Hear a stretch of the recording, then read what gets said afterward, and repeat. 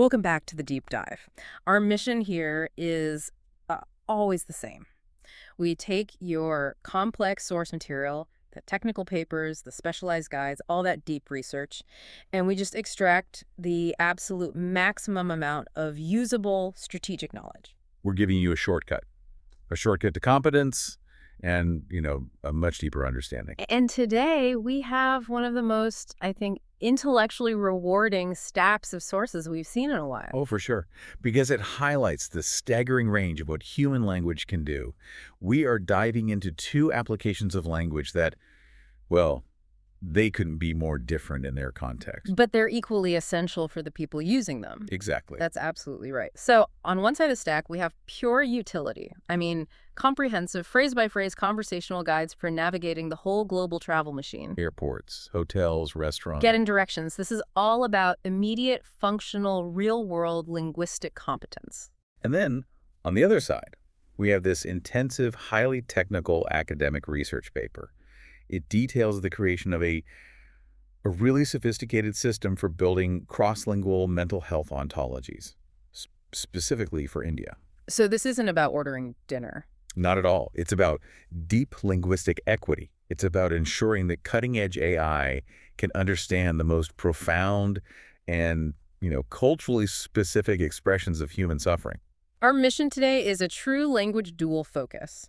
First, we'll analyze and synthesize the strategic travel phrases that move you from being, a confused tourist to a confident traveler. And we're not just focusing on what to say, but the how and the why those specific formulations work. Right. And then second, we're going to slow down and really unpack the CLPDE framework, this graph structure designed to bridge these profound cultural and linguistic gaps in clinical mental health tech. So this deep dive, it's going to give you immediate practical utility, the phrases you need to get through a stressful airport, and at the same time, significant intellectual insight into how complexity in language is managed by both people and machines. I love that duality. Okay, let's unpack this. We'll start with the immediate real-world utility of language on a trip. For those of you traveling soon, you should think of these phrases less as vocabulary and more as tools. Tools for efficiency and, honestly, for anxiety reduction. Exactly. We're going right into the conversational checkpoints that ensure a smooth global journey.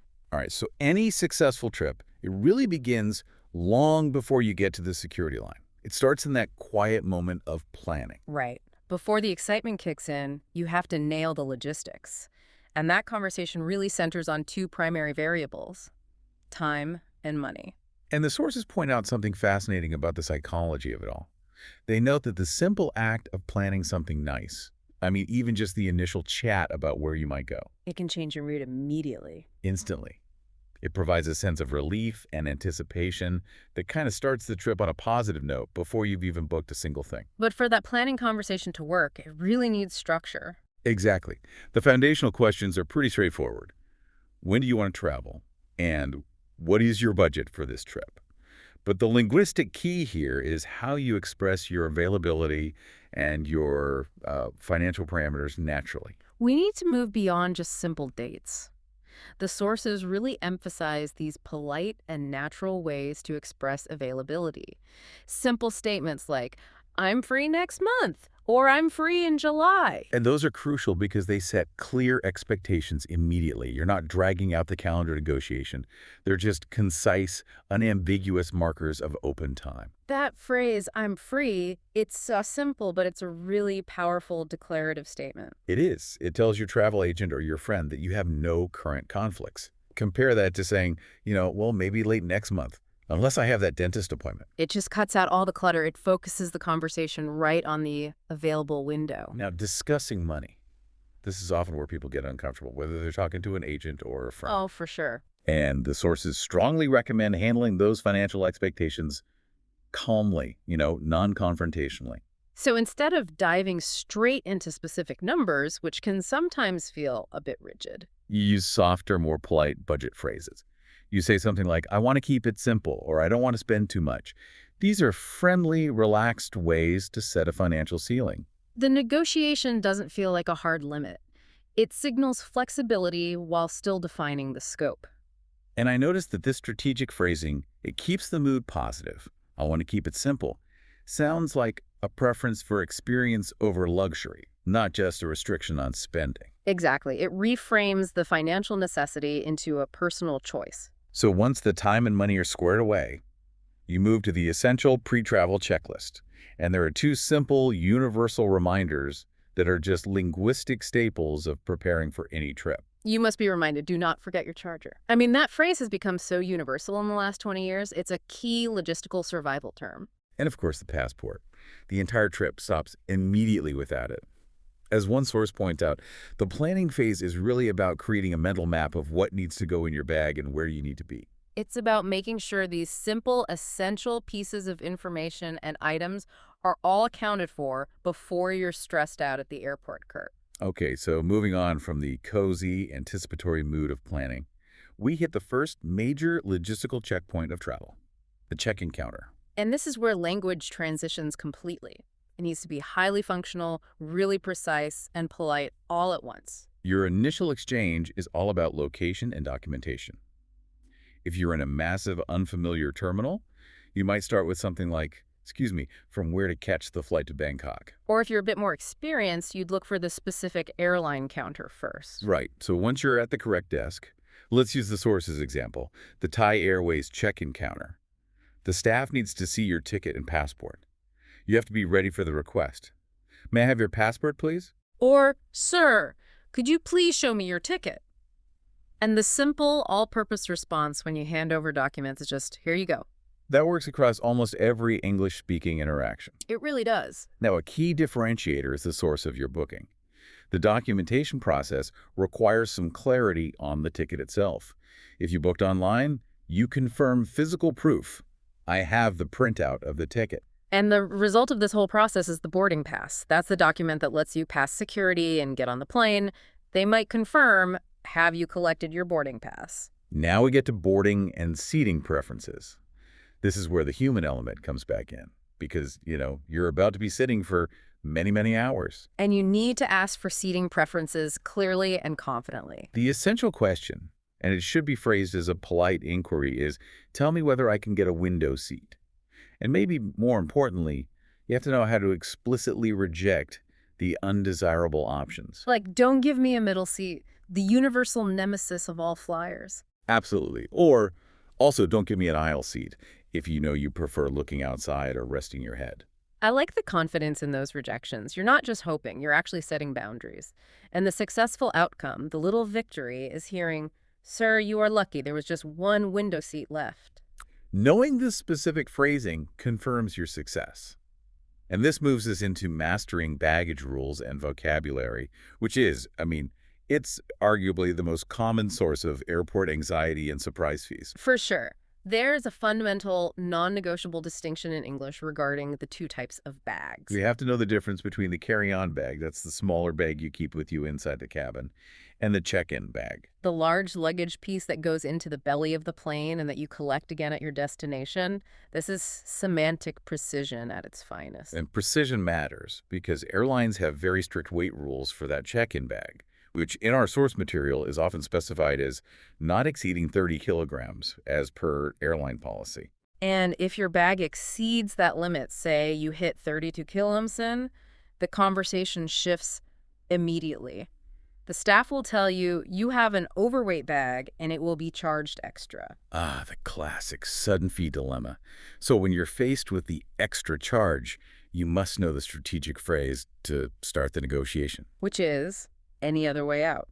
This is the linguistic opening to the solution, which often involves shifting items. So the alternative solution the staff will propose is, if you have space in your carry-on bag, shift some items there. And you have to be prepared to do this right there on the spot. Opening your bag in the middle of the check-in line, it becomes a trade-off. A little bit of time and mild embarrassment versus potentially hundreds of dollars in extra charges. That is a brilliant example of how language affects logistics. If you don't know that phrase any other way out, you just default to paying the fee. Knowing the phrase opens up an alternative cost-saving action. So finally, before your bags disappear onto that conveyor belt, you need to confirm their trajectory, especially if you have a connecting flight. You need to ask about layovers or stopovers. If I am not wrong, this flight has a layover at Mumbai. Am I right?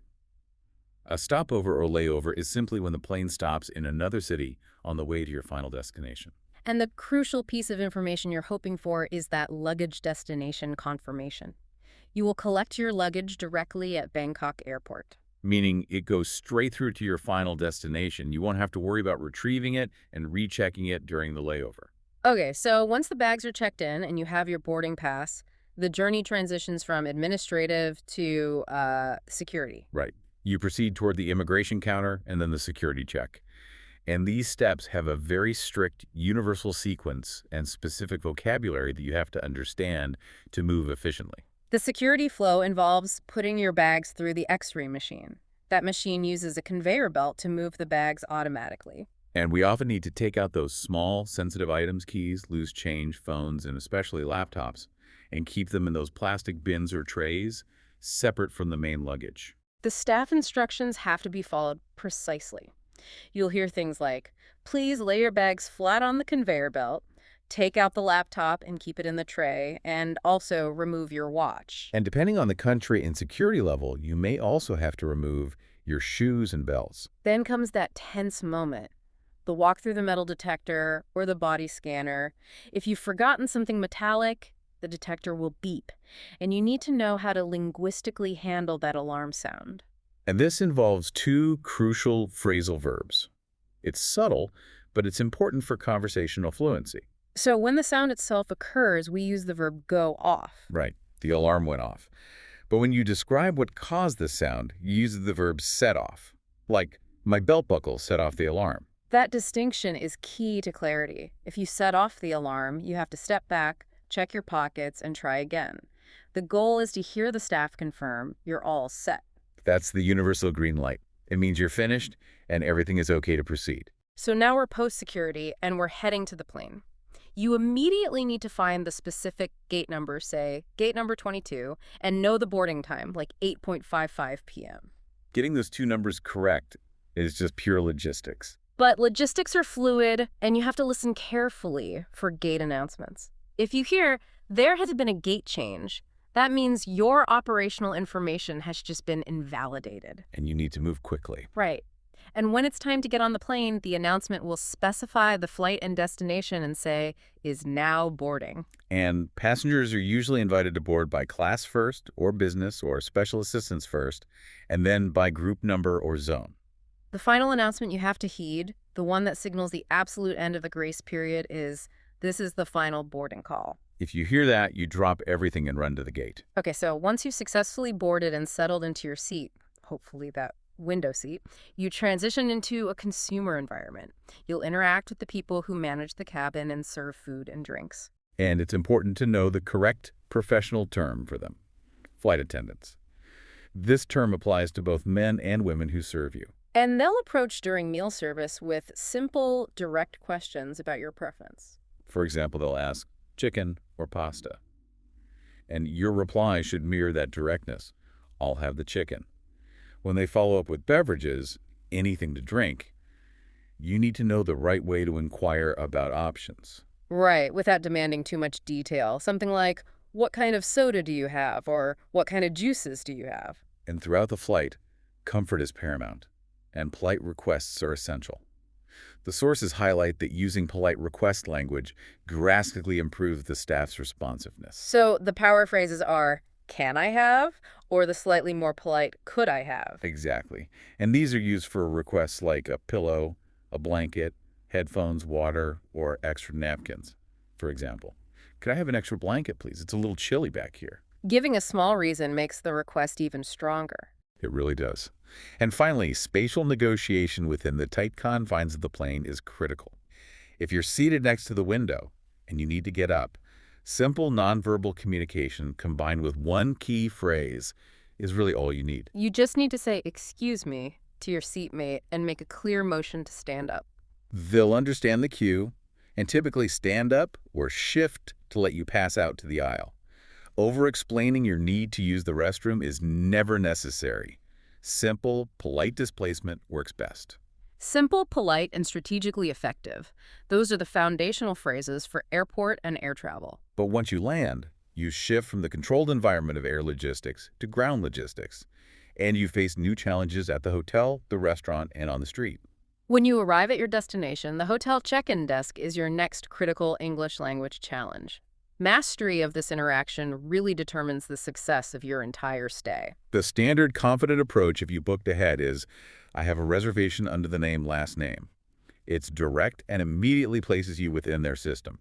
And then you present the necessary documents. Here is my passport and my credit card. Now, if you're traveling for business, a slight modification signals professionalism and clarifies the billing instantly. It's a corporate booking under the name.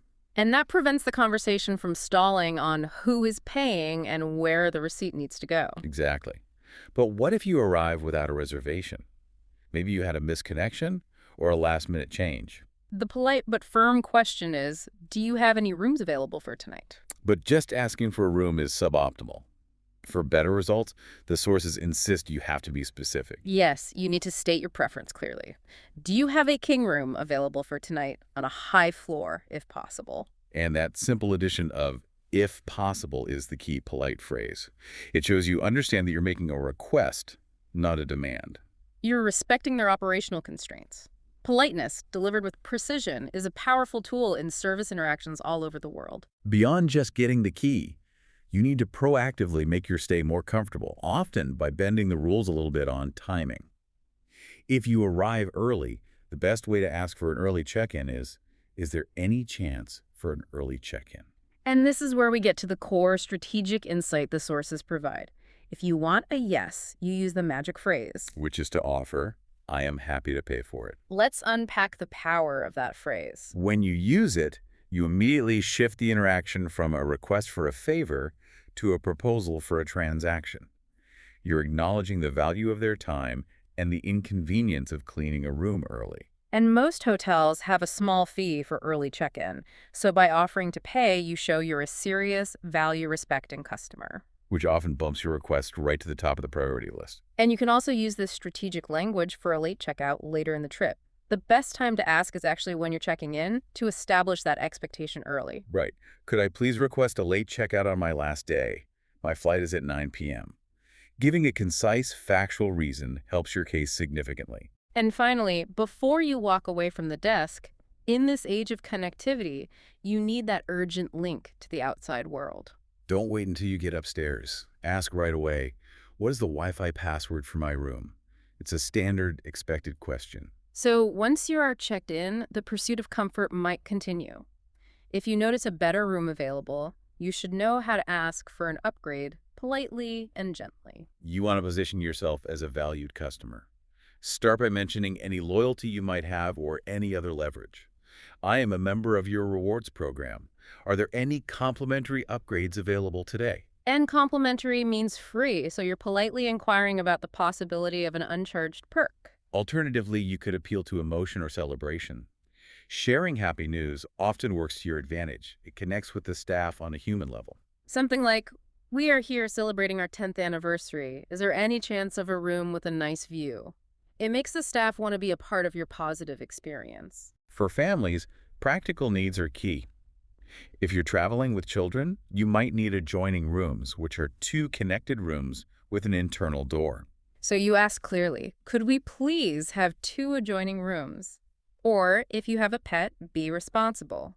Which floors are pet-friendly? And that shows consideration for other guests' allergies and for their rules. But inevitably, technical issues come up. The critique pointed out that just saying the room is hot is really inefficient. The key to fast service is to communicate these problems clearly and precisely. And you need to use the correct operational vocabulary. Right. You need to sound like a helpful detective, not an angry guest. For example, detail the problem using data. The thermostat in my room says 28 degrees, but it is blowing warm air. And then you specify the required department. Could you please send someone from engineering to look at it? That distinction using engineering is incredibly strategic. Why is that word better than just saying maintenance or the fix-it guy? It's about signaling the professional nature of the problem and the staff hierarchy. Engineering implies a specific skill set for complex, built-in systems like HVAC, plumbing, or electrical work. So it ensures the front desk doesn't accidentally send a cleaner or a general handyman who can only change a light bulb. Exactly. It directs your urgent technical problem to the specialized professional immediately, which expedites the fix. And for urgent issues, like a running toilet that won't stop, you need to state the problem and the potential danger. Call the front desk and say, there is a constant water sound coming from the toilet. I'm a little afraid it might overflow. The fear of an imminent overflow is a universal emergency signal. That ensures immediate attention, likely from that engineering department. And for smaller requests, you call housekeeping for things like a missing hairdryer or extra towels. A highly efficient, low-friction phrase for extra towels is, could you please leave 2 extra bath towels in a bag on my door handle? There's no need to knock. That prevents the staff from having to wait for you, making the delivery convenient for them and fast for you. Okay, the next major cultural and linguistic hurdle is the restaurant. This is where you'll encounter a whole new set of vocabulary, especially if you're engaging with specific local dishes and customs. The initial seating and order exchange is pretty straightforward globally, for here or to go. You can request specific seating at table for 3, maybe by the window, but the key is being clear about your functional needs. Right, if you have a young child, you have to ask, do you have a high chair for the child? And when you're exploring the menu, especially with unfamiliar cuisine, use descriptive questions to gain understanding. If you see a foreign dish, don't just point at it. Ask what's idli exactly. The waiter can reply clearly, idli is a steamed cake of rice. Then you need to confirm the accompaniments. Is this served with gravy? Yes, it is served with sambar. Dietary restrictions require precise questioning, which is especially important in cross-cultural dining. You need to ask, does it have any meat in it? Or is it too spicy? If you're unsure what to choose, the universal request that shows respect for their expertise is, what else do you recommend? And they might reply with a local favorite. Our dal makhni is very popular. Let's run through placing a complex order using the specific dish names from the sources, just as practice for clarity. Okay. We'll have 1 dal makhni and 1 pindi chana. And if the item is unavailable, be prepared for them to tell you.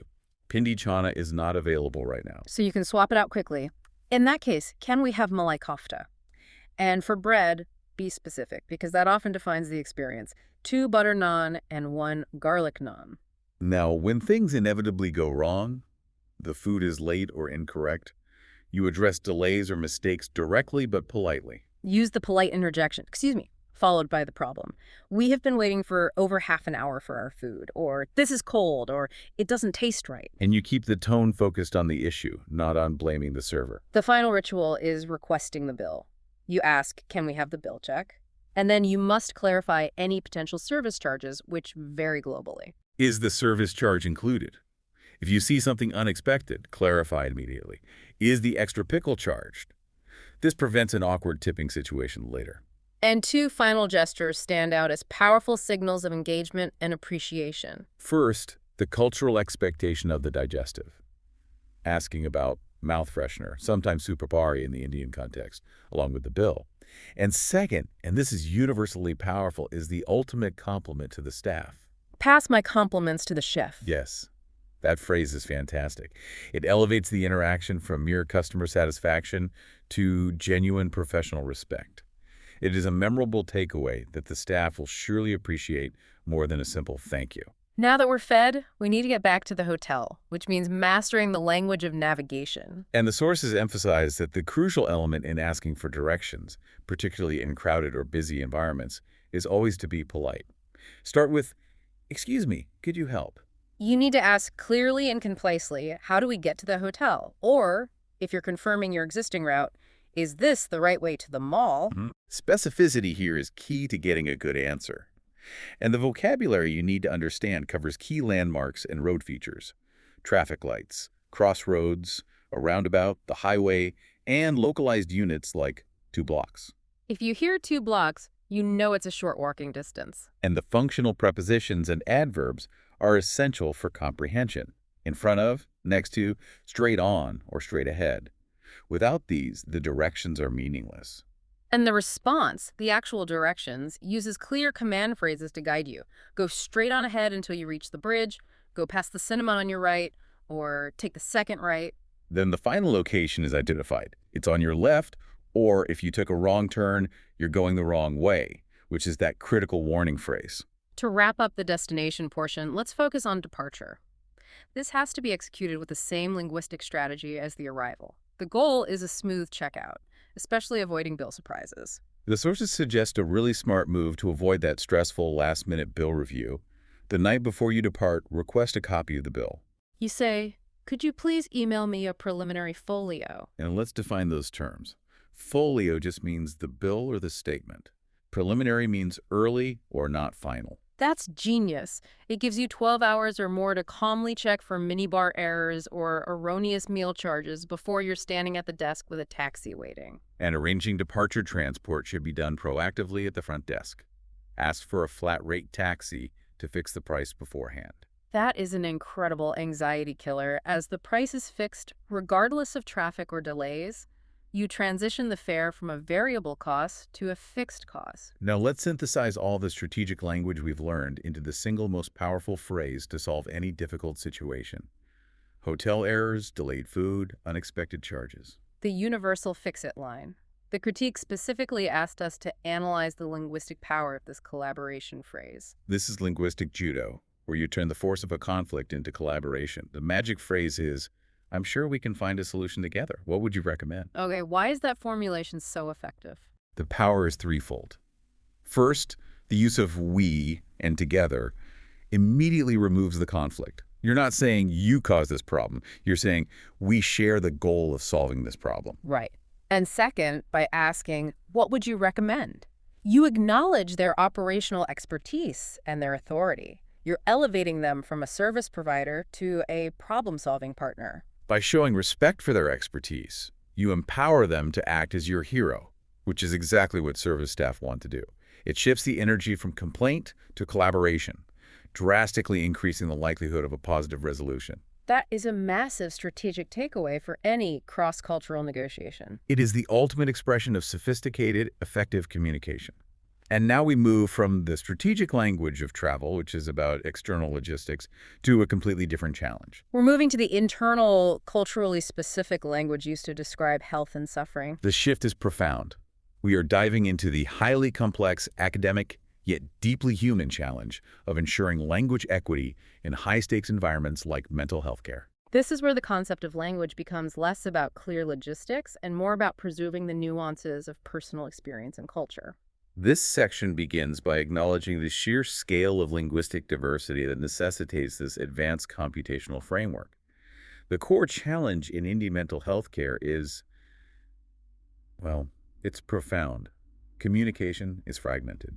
And this fragmentation poses a direct obstacle to equitable clinical care. And when we say fragmented, we mean on a scale that is difficult to comprehend for most Western contexts.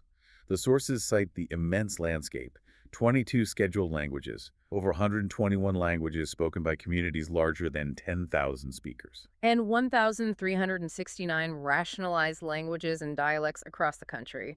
A single standardized system is just nearly impossible. So the resulting gap is that Western diagnostic frameworks, specifically the DSM-5 and the ICD-11, dominate the clinical natural language processing, or NLP, tools used globally. And this is where the problem starts. These Western frameworks create what the researchers call semantic blind spots. Think of it this way. If the AI is only trained on Western English descriptions of depression, like low mood or loss of interest, it's essentially colorblind to crucial cultural nuances. These Western-centric tools, they fail to capture distress concepts specific to Indian culture, where suffering is often expressed somatically or through metaphor. This leads us to the critical phenomenon known as idioms of distress. These are the unique, culturally sanctioned ways that patients describe their suffering using metaphors and culture-bound terms that just lack a direct clinical English equivalent. So the patient is describing their pain accurately, but the AI cannot map it. Exactly. Let's look closely at the specific Hindi examples provided because they illustrate the cultural depth. A patient might say, "Mera man chintit hai," which is a formal way of saying, "I am feeling anxious." But the metaphors are where it gets interesting. One powerful idiom is man ka boj, which translates literally as burden on the mind-heart. This isn't just sadness, it's the physical sensation of emotional weight. And another incredibly profound metaphor is dil mein guten hoti hai, which means suffocation in the heart. So if an NLP tool only searches for English keywords associated with anxiety or depression, it will miss these metaphors entirely. And in a culture where discussing mental illness directly can be stigmatizing, people often resort to describing somatic symptoms or culturally resonant metaphors like suffocation or burden. Failing to capture these signals just perpetuates healthcare inequities. And adding another layer of complexity to this NLP challenge is the linguistic reality of contemporary communication in India, code mixing. This is the common practice where hybrid utterances mixing two or more languages are used, such as "Mushe stress mehsoos ho raha hai" or "I feel stress." This is a technical nightmare for NLP tools. These hybrid utterances confuse monolingual tokenizers, the system that breaks down sentences into manageable units. Which dramatically reduces the accuracy of automated assessment tools because they simply cannot parse the input correctly. So the researchers had to devise a systematic, robust solution to navigate this immense linguistic and cultural gap. That solution is the cross-lingual graphs of patient distress expressions, or CLPDE. This is a comprehensive framework designed to build culturally grounded mental health ontologies using graph-based methods. The CLPDE framework isn't just a database. It's a living map designed to connect patient reality to clinical language. And the foundation is absolutely crucial, the corpus construction. A corpus is just the body of text they analyzed. The sources stress that to ensure authentic representation that avoids focusing solely on the urban English-speaking elite, the narratives are collected from diverse grassroots sources. Right. They draw from primary sources, actual counseling transcripts, mental health helpline data, and observations from community health workers who are operating in rural areas. And they also use secondary sources like online forums and digital support groups to capture both traditional and modern expressions of distress. This diversity is essential for mitigating the bias we discussed earlier. Once that data is collected, it can't just be translated into a simple list. It has to be modeled in a way that preserves complexity and relationships. This is where the graph structure comes in. The data is modeled as a heterogeneous graph. Okay, let's use an analogy to simplify this complex term. Think of the CLPDE system as a metropolitan subway map. It's heterogeneous because it connects different kinds of places or nodes using different kinds of tracks or edges. That helps a lot. If it's a subway map, what are the different station types? We have two primary types of nodes, or stations. First, the expression nodes. These are like the small local stations on the map.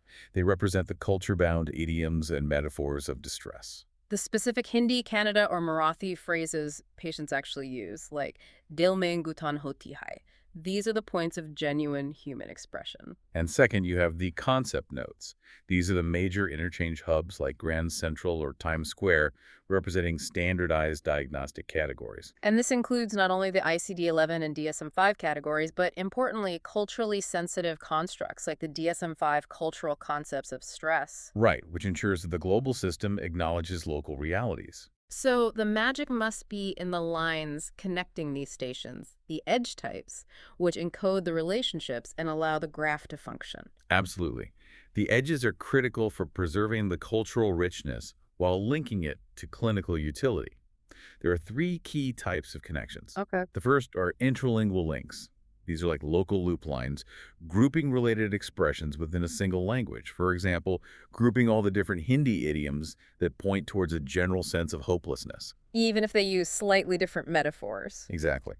The second are cross-lingual links. These are the long-distance express lines, aligning equivalent expressions across different languages. This allows the system to recognize that a Marathi phrase for anxiety might be conceptually equivalent to a Kannada phrase for anxiety. Even if they use entirely different words. Right.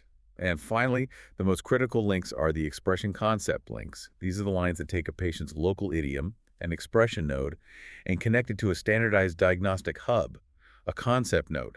And this layered representation allows clusters of culturally grounded expressions to exist independently while still providing a pathway to interpret them within standardized psychiatric frameworks. It makes the patient visible to the global clinical community.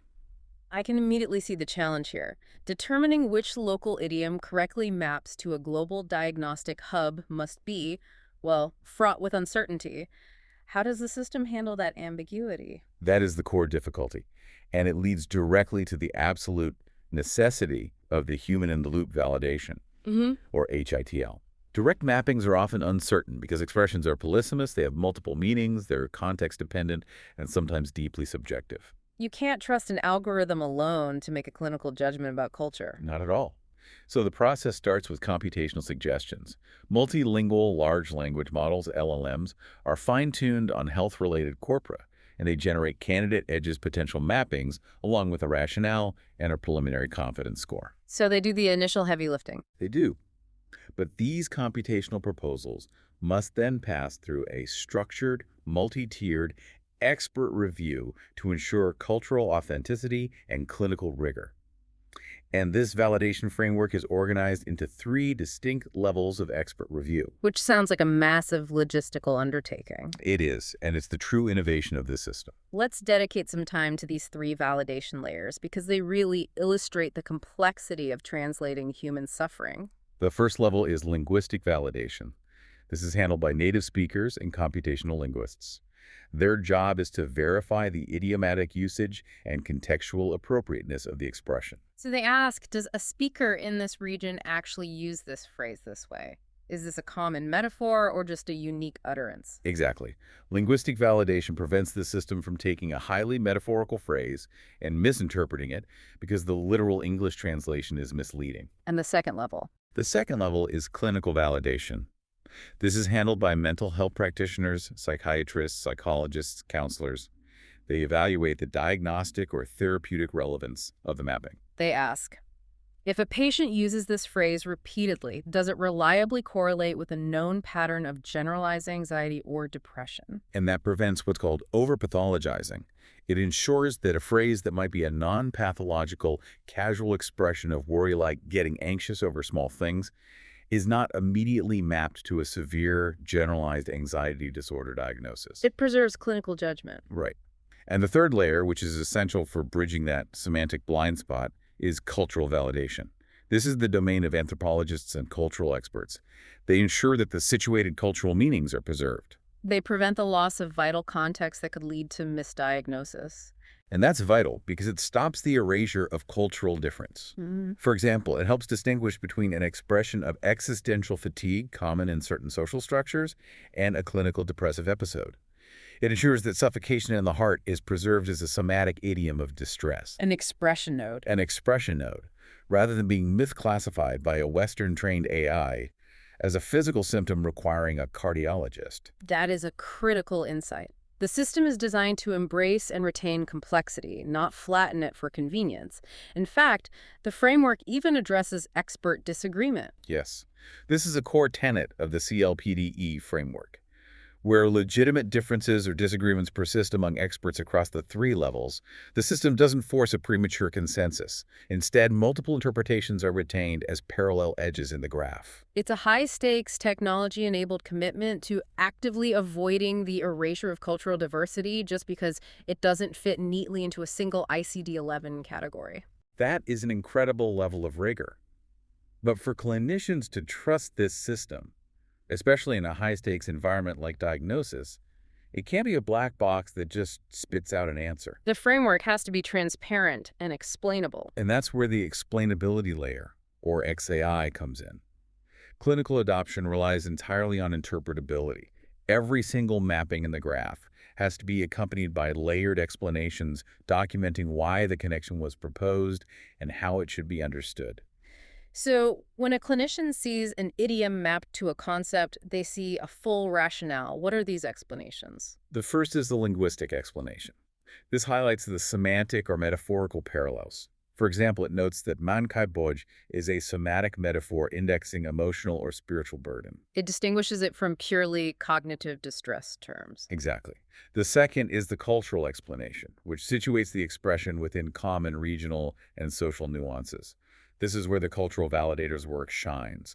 They provide context. For example, Perhaps noting that a phrase like "Sab kuch samne hai, par kushi mehsus nahi hoti," everything is present but I don't feel happy, is a common idiom capturing the disconnect between material comfort and emotional wellness in certain contexts. and the third is the clinical explanation. This clarifies the alignment with standardized diagnostic categories and, crucially, emphasizes when a phrase is non-pathological in isolation. It advises the clinician. This phrase may correspond to anxiety symptoms if it's persistent, but the phrase itself is not diagnostic if it only occurs occasionally. That provides critical guardrails for the clinician, preventing over-reliance on the machine. And the transparency mechanisms don't stop there. They track the system's own reliability. It includes confidence scores, provenance tracking, which documents the origin of the expression, and alternative interpretations. So it retains multiple valid mappings when consensus is impossible, with clear reasoning for each. This layering ensures that the clinician doesn't just receive an alignment, they receive a full, culturally situated justification for it, complete with flags warning them about potential ambiguities. The system is designed to support the human expert, not replace them. Despite the rigor of the CLPDE framework and its innovative design, the researchers are commendably transparent about its current limitations. And this is the necessary critical thinking required for any complex emerging system. So what are the primary gaps the researchers acknowledge? The biggest acknowledged gap is coverage and scale. Given the immense diversity we discussed, the current scope focuses only on a handful of major Indian languages. This means it's still missing the full, rich tapestry of regional dialects, tribal languages. And the most complex code-mixed expressions. This is an ongoing project. I can imagine the scalability is a huge bottleneck, especially given that triple validation process. It absolutely is. The human validation is extremely time-intensive. It relies on the availability of qualified validators who possess that rare combination of deep clinical knowledge and deep cultural and linguistic knowledge simultaneously. Finding and coordinating those experts across dozens of languages must be a significant logistical constraint on the system's ability to scale. It is. And finally, there's the persistent risk of inherent data bias, which is a problem for all AI systems. Right. Even with dedicated efforts to gather data from diverse community health workers, there's still a risk that the primary sources, especially helplines and digital forums, may still overrepresent urban, digitally literate populations. And this could subtly skew the ontology, making it excellent at diagnosing the distress of one socioeconomic group while potentially failing to recognize the unique idioms of distress used by another. So the ultimate metric of success isn't how fast the LLM can generate a suggestion, but whether it changes healthcare outcomes. Precisely. The true value depends entirely on its eventual successful integration into clinical workflows and its demonstrable ability to improve patient care and decrease diagnostic errors. That question still requires rigorous field studies and longitudinal tracking in real-world clinical settings to prove its worth. This dive today has really shown us that the journey of language, whether it's planning a holiday or diagnosing complex distress, is far more involved than simple translation. It's about strategic communication and cultural fidelity. What a profound contrast we explored today. We really did. We traversed the full spectrum of language use, from the functional, concise English needed for immediate competence, like knowing the difference between set off the alarm and the alarm went off, or knowing to request a preliminary folio the night before checkout, to the deeply personal, culturally embedded language that demands advanced graph models and a multi-level team of human experts to interpret.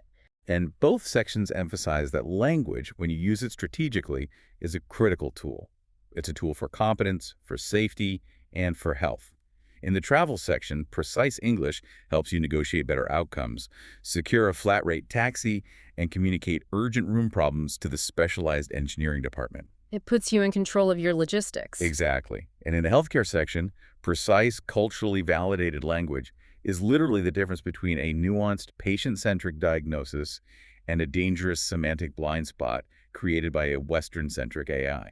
When you ask for something to drink on a plane, it's a simple, low-stakes transaction. But when a patient describes a burden on the mind or suffocation in the heart, it's a complex, high-stakes idiom of distress. And it requires both machine learning and human empathy to decode. That combination leads us to our final provocative thought for you to consider this week. We analyzed that universal fix-it line, which relies on the collaborative power of, "I'm sure we can find a solution together. What would you recommend?" The CLPDE project embodies this same principle. It requires technology to rely on a complex, diverse, human network linguistic, clinical, and cultural experts, just to map something as seemingly simple as burden on the mind to a clinical concept. So if computational systems need that many human layers to interpret suffering, what does that imply about the complexity, the diligence, and the sheer amount of genuine empathy required of us in any cross-cultural interaction? Even a simple conversation at the airport check-in counter. The vocabulary gets you started, but the cultural context is the key to true, effective human connection. Something to mull over until our next deep dive.